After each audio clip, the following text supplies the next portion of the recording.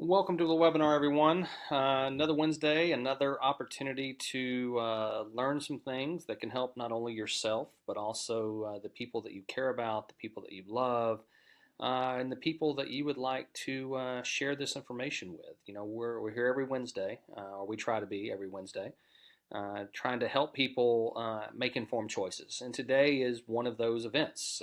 We are going to talk about how to read a food label.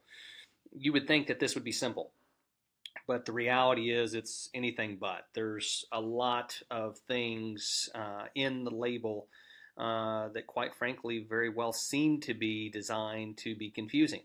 I know that we are working diligently on getting to a new labeling system to make that a little bit easier, but as you're going to see, until we get there next year in the summer of 2018, it's still a little confusing out there for the normal person. So let's kind of jump right in. You know, most people, anywhere from the parents to the teenagers to the kids, they don't understand what a food label is, how to read it, understand it, where to look for general information, what any of the information really means. And there's certain things in there, to be quite frank, are done by marketing teams that, you know, we just believe to be beneficial to us, but in reality have very little nutritional value. It starts out with this. Have you ever noticed that in the United States we teach the empirical system? So we deal in inches, feet, yards, things of that nature, miles. But everywhere else in the world they teach the metric system. But for some reason, our food labels are all done in the metric system. So we are still a country that teaches empirical but labels our food in metric. And as a result, there's a lot of people that cannot, in their own head, do the conversions. In fact, if you looked at the world on the right, which is the metric system, and the United States on the left, which is the empirical system, you can see that the world seems to make a little bit more sense with regard to how easy it is to do the conversions. But, you know, at the end of the day, we live here, so we have to understand what it is our food is talking to us about. And when I say talking to us about, I'm talking about that label. So what we want to do is get away from this visual right here. We don't want to be turning around and trying to figure out or trying to remember what was said. So we have to go down to some basics. Well, the good news is the FDA has put out a guide that has provided some basic information for people to reference. It teaches people where to start. It shows people where to go next. It shows people what the nutrients are that should be limited if possible. It talks to them about daily values. It's talking about whether or not you're getting enough of certain nutrients. And of course, it also is talking about the footnotes that is all based upon the caloric intake, diet, calorie counts that people do on a daily basis. If you want that information or want a better resource, you can go to that website right there under FDA guide, and it will provide you the information. Now, I will tell you, it doesn't necessarily make it much easier, but at least it provides you a guide, a start, if you want to share with somebody a way to start understanding what these guides are. Now, let's go into in depth with some issues, because you know, one of the things we like to do here at ID Life is we like to provide you kind of the gotchas in the industry, trying so that you can understand where people get confused. You can understand where people actually make mistakes. So let's start out with serving size. So, what do I mean by serving size? Well, in the 1950s, fast food meal, including a soda, hamburger, and French fries, looked like it did on the left. Today, it looks like it does on the right. That's right. So the average French fries, when it started in the 50s, when fast food was kind of a new thing, were 2.4 ounces, and now they're 6.7. The burger was 3.9 ounces, and now it's a 12-ounce burger. And the sodas were 7 ounces, and now they're 42. You can tell why our society is starting to get larger simply by the growth of the fast food industry. One of the things that the FDA is going to do, though, coming out in the summer of 2018, is include a brand new food label. And this is kind of their guide right here, the side-by-side comparison of the old versus the new. And you'll notice some real distinct changes. It starts out with like the serving size. If you look at the servings per container on the left, it says 8. Well, it's a little hard to see, a little hard to read. The one on the right, you can see it. It's right there, 8 servings per container. It's easy. The calories obviously pop off the page on the right-hand side. But one of the biggest changes that is not being talked about very much and people aren't necessarily even paying attention to is if you see that thing highlighted on the right hand side, it's something called added sugars.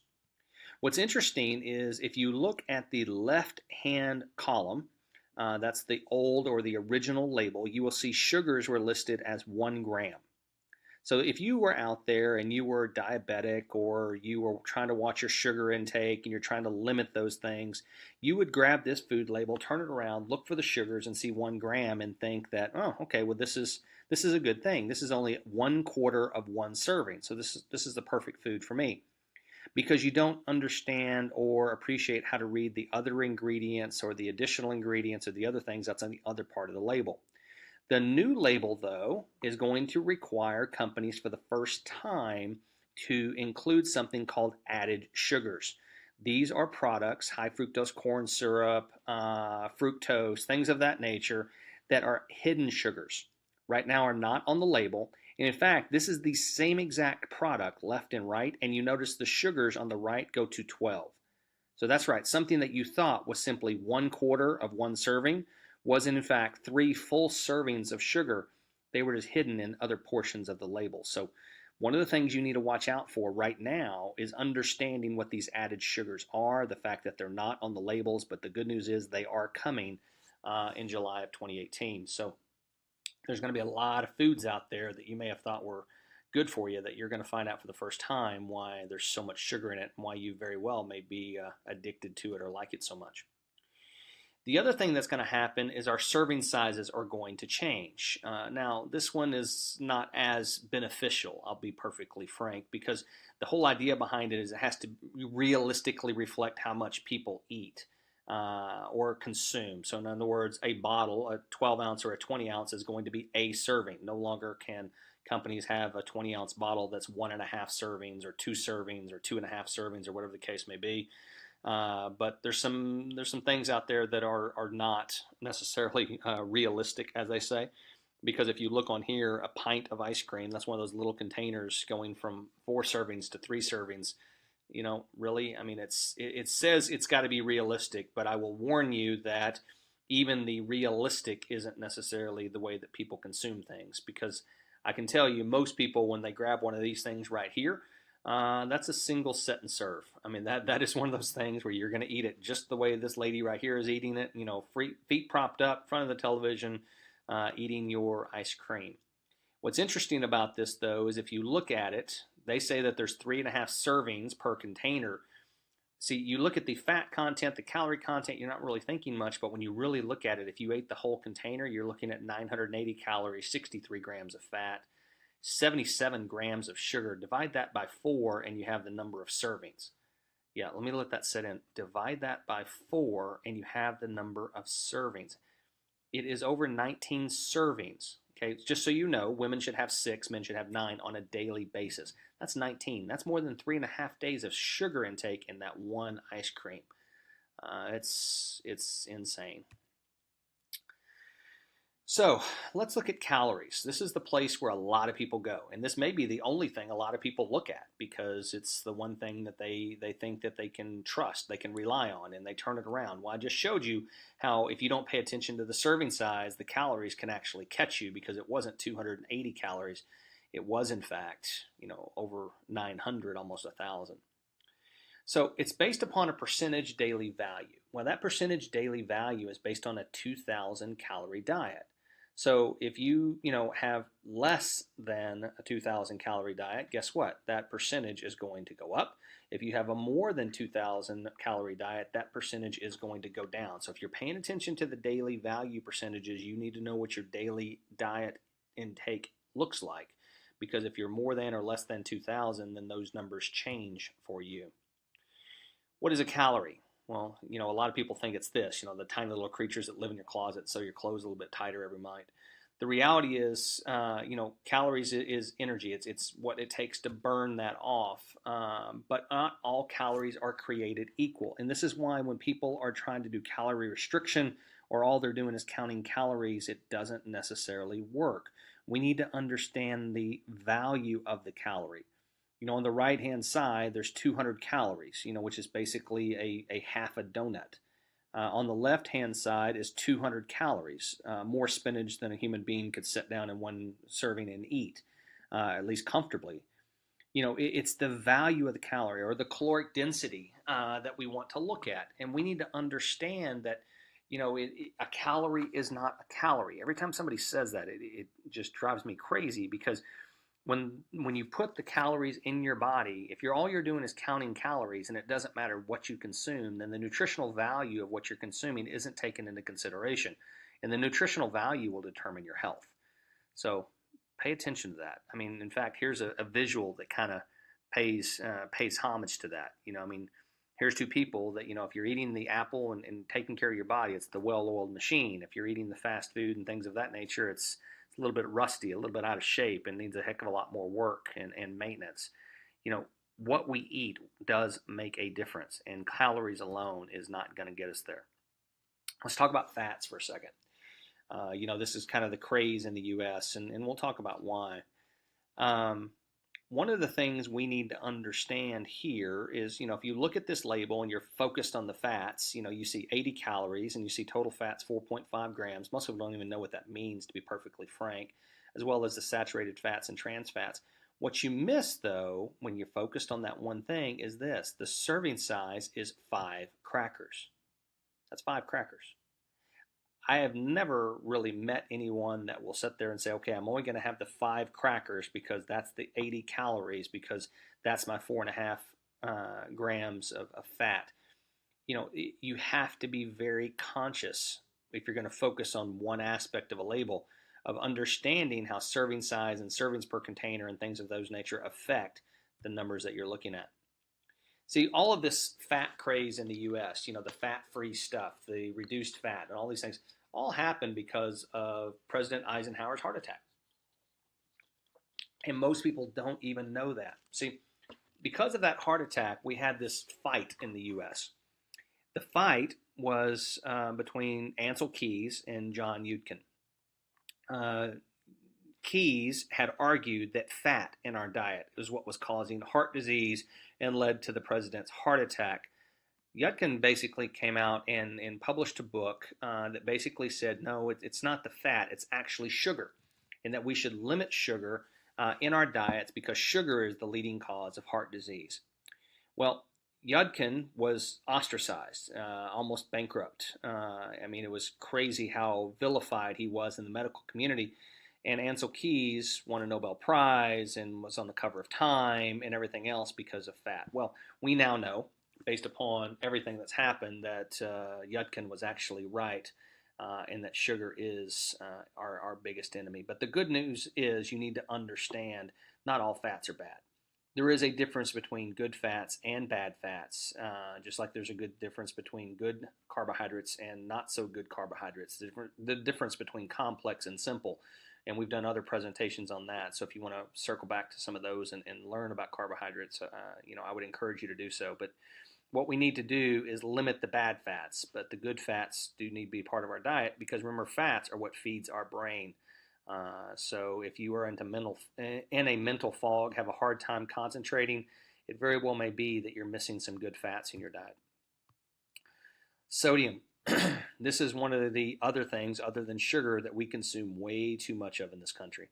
And the reason why is because when we went into this fat-free phase of diets and diet foods and all these things, when they're taking the fat out and they're taking other ingredients out to basically try to reduce the calories and add other artificial ingredients, the two things that seem to be added the most are sugars and salts. And of course, sodium is in fact salt. Here is what we need. On a daily basis, we need about 180 milligrams. Recommended for adults is 1,500 on the upper end, is 2,300. Our daily consumption in the U.S. is more than 3,400 milligrams of salt. It's a direct link to heart disease and a lot of other issues that we have, but that's where we are because we eat so much processed and fast foods that are just covered in salt for all kinds of different reasons, not only as a preservative, but also because of the taste factor. Simple thing to remember about salt, eat less of it.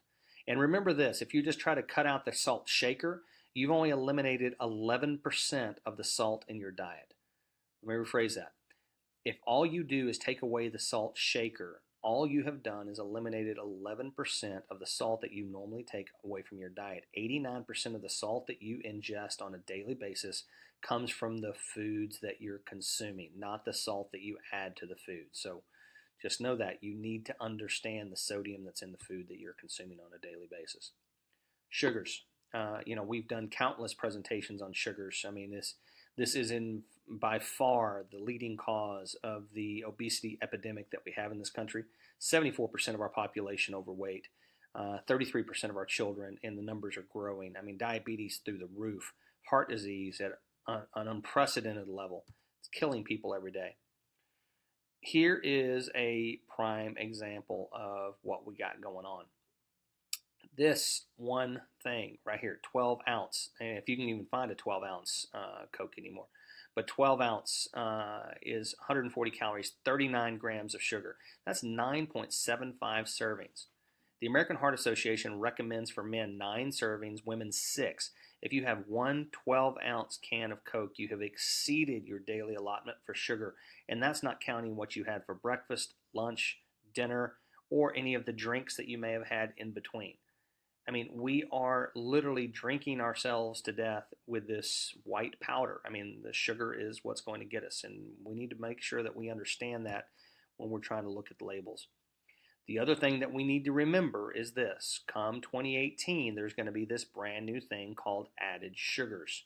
That added sugars number is going to change the game completely because there's going to be a lot of things that you have been consuming that you're going to believe were low in sugar that in fact are super high in sugar. In fact, ID Life has made the commitment to convert all of its labels to the 2018 label immediately because we view it as a positive thing because of our commitment to this particular issue.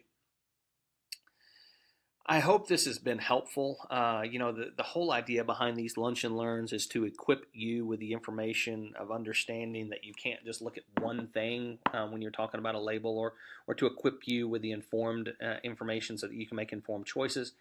But the main thing that we're trying to get across here is there's this relationship of health. Healthy living isn't just diet. It isn't just lifestyle. Healthy living is a combination of diet, lifestyle, and nutrition. And we need to understand and appreciate that our diet and lifestyle decisions will create nutritional gaps. If we make better choices in our diet and lifestyle, our nutritional gap is less. And we have to supplement on a less basis. But if we are making poor choices, or if the people we care about or love or we're trying to help are making poor choices in diet and or lifestyle, those nutritional gaps are going to be greater, and they need to understand what they are, and they understand how to fill them so that they can truly live a healthy lifestyle.